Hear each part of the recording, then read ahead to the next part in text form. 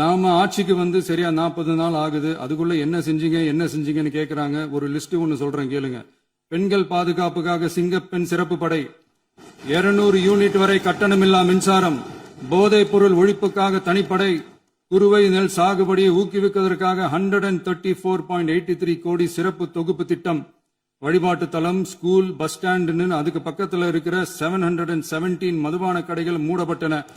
அங்க வேலையில் இருந்தவர்களுக்கு வேறு கடைகளில் வேலை, கவனிக்கப்படாமல் விடப்பட்ட அம்மா உணவகங்கள் புதுப்பிக்கப்பட்டன. பத்திரப்பதிவு துறையில் பகல் கொள்ளைக்கு புல் ஸ்டாப் வைக்கப்பட்டுள்ளது.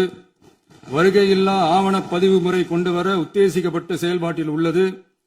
அரசு மற்றும் தனியார் மருத்துவமனையில் ஸ்கேன் மையங்களில் கருவுறுவதற்கு முன் மற்றும் பின் ஏற்படும் தவறுகளை கண்காணிக்கவும், மருத்துவ நிறுவனம் முறைப்படுத்தும் சட்ட விதிகள் பின்பற்றப்படுகிறதா என கண்காணிக்கவும், மருத்துவ மற்றும் ஊரக பணிகள் இயக்கத்தின் பயன்பாட்டிற்காக 40 புதிய வாகனங்கள் வழங்கப்பட்டுள்ளது. கூட்டுறவு வங்கியின் ஏழை எளிய மக்கள் வாங்கிய கடனுக்கு முதல் முத்தாய்ப்பாக ரூபாய் 2045 கோடி தள்ளுபடி வழங்கி ஆணையிடப்பட்டுள்ளது. ஒன்றிய அரசிடம் கேட்டுக்கொண்டதற்கிணங்க கடந்த 2 வருடமாக நிறுத்தி வைக்கப்பட்ட இருந்த ஜல் ஜீவன் மிஷன் திட்டம் புதுப்பிக்கப்பட்டு ஜல் ஜீவன் மிஷன் திட்டம் 2.0 நடைமுறைக்கு கொண்டு வரப்பட்டுள்ளது. 18,500 கோடி அளவில் உறுதியளிக்கப்பட்ட காஞ்சிபுரம் மாவட்டத்தில் மைய விரிவாக்க திட்டம், கோயம்புத்தூரில் மின்னணு பொருட்கள் மற்றும் மின்னணு அமைப்புகள் உற்பத்தி திட்டம் மற்றும் திருவள்ளூர் மாவட்டத்தில் காட்டுப்பள்ளி LNT கப்பல் கட்டும் தளம் விரிவாக்க திட்டத்திற்கு ஒப்பந்தங்கள் போடப்பட்டுள்ளன.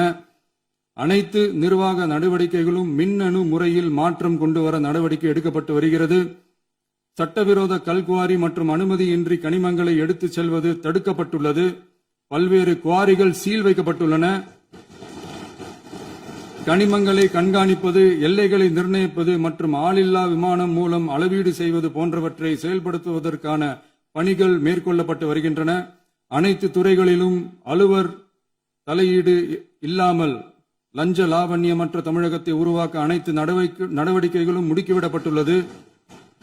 இதெல்லாம் சாம்பிள் தான், இன்னும் இருக்கு. இந்த வெறும் 40 நாளுக்குள்ளேயே இவ்வளவு செஞ்சிருக்கோம்னா இனி வர்ற நாட்கள்ல கொஞ்சம் கொஞ்சமா படிப்படியா ஸ்டெடியா உழைச்சி லஞ்ச லாவண்யம் இல்லாத, ஊழல் இல்லாத, பெண்களுக்கு பாதுகாப்பான, சுதந்திரமான, டிரான்ஸ்பரண்டான தமிழ்நாட்டை நம்ம சொந்தங்களான தமிழக மக்களுக்கு தர்றதுதான் நம்மளோட ஒன் அண்ட் ஒன்லி டார்கெட். கண்டிப்பா அதை நிறைவேற்றியே காட்டுவோம். 8 கோடி மக்கள் நம்மளோட இருக்கிறப்போ ஏங்க இதை செய்ய முடியாது?